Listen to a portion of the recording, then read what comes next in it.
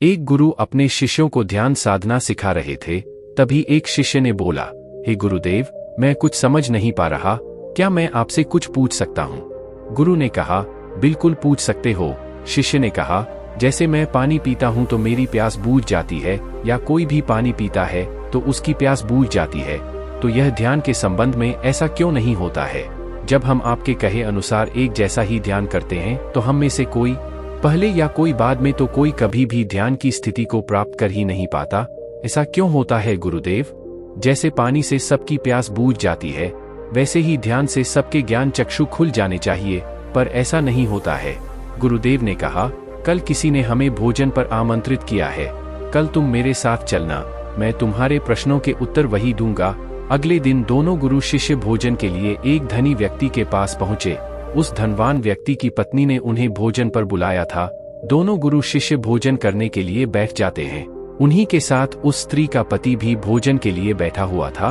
उसने अपने सभी नौकरों पर चिल्लाकर कहा कि यह क्या बेकार सा भोजन बना रखा है, इसमें कोई स्वाद नहीं है। वह धनवान व्यक्ति भोजन की थाली फेंककर नौकरों से कहता है कि जाओ, दोबारा ढंग का खाना बनाकर लाओ।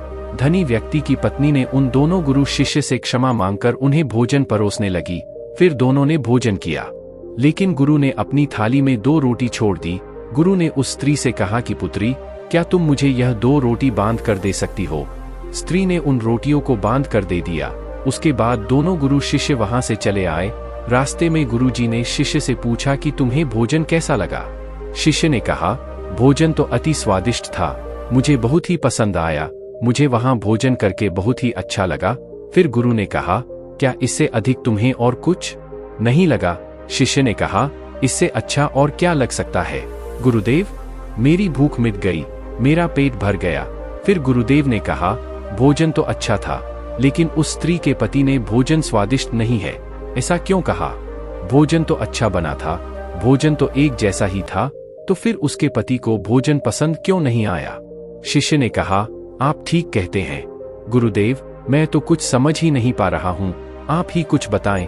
गुरुदेव ने कहा, अभी तुम मेरे साथ इस मार्ग पर चलते रहो।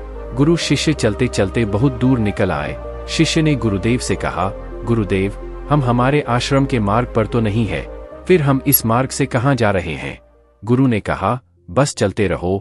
बहुत दूर चलने के बाद एक फटेहाल व्यक्ति गुरुजी के सामने आ गया और उनके चरणों में गिर पड़ा और बोला, परमात्मा, मेरी मदद करो, मैं 3 दिन से भूखा हूँ, मैंने कुछ भी नहीं खाया है, आप कृपा करके मुझे कुछ खाना।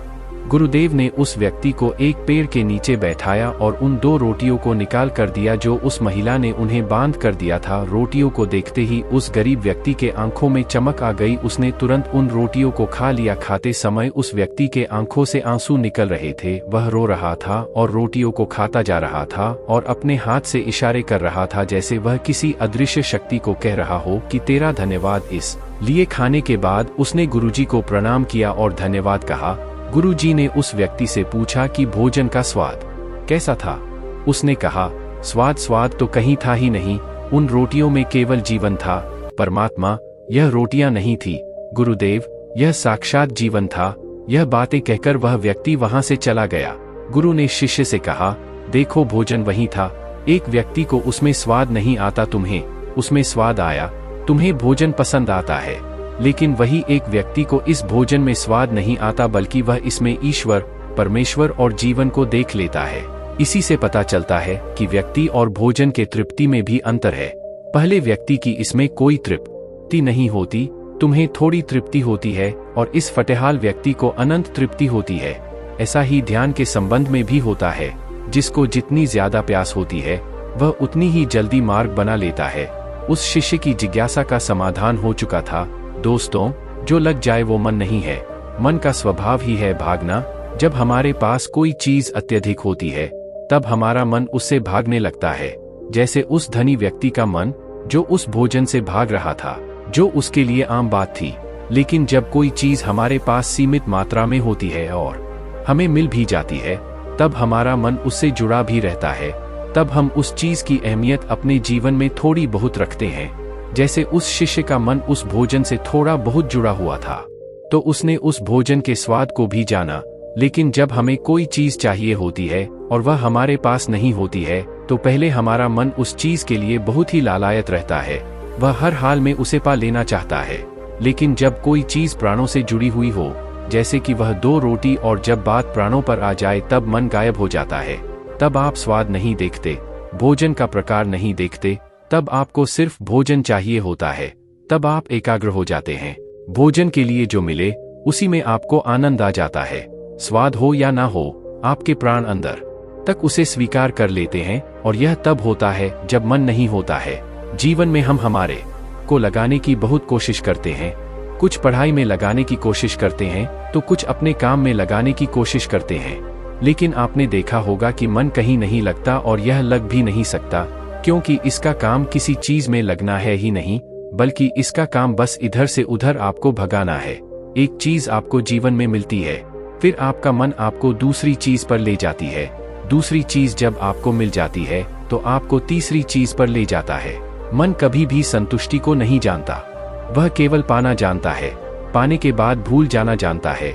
जो मिल गया उसे छोड़ देने की आदत होती है, जो छूट गया उसे फिर से पा लेने की मन की आदत होती है। अपने जिंदगी के पिछले हिस्से को देखें और जानें कि क्या आपका मन कहीं लगा है, कहीं रुका है, या वह केवल आपको अभी तक बस भगा ही रहा है। अब सवाल यह आता है, अगर मन का काम भागना या भगाना ही है तो क्या जिंदगी भर हम भागते ही रहेंगे? क्या हम कहीं रुके? नहीं, ध्यान से देखो तो जिंदगी ऐसी ही है। जन्म से लेकर मृत्यु तक इंसान भागते ही रहता है, कभी किसी चीज के पीछे, कभी किसी इंसान के पीछे। लेकिन फिर कुछ इंसान भागना बंद कर देते हैं, तब चीजें उनके पीछे भागती है। वह किसी चीज के पीछे नहीं भागते हैं। इसका सबसे बड़ा उदाहरण स्वयं गौतम बुद्ध है। हम आम लोग कैसे अपने जीवन में ठहराव ला सकते हैं? कैसे हम अपने जीवन में एकाग्रता ला सकते हैं? कैसे हम अपने जीवन में अपने मन को हमें नियंत्रित करने से रोक सकते हैं? और इसका एक ही रास्ता है, वह है ध्यान। ध्यान आपके जीवन को व्यवस्थित बनाता है।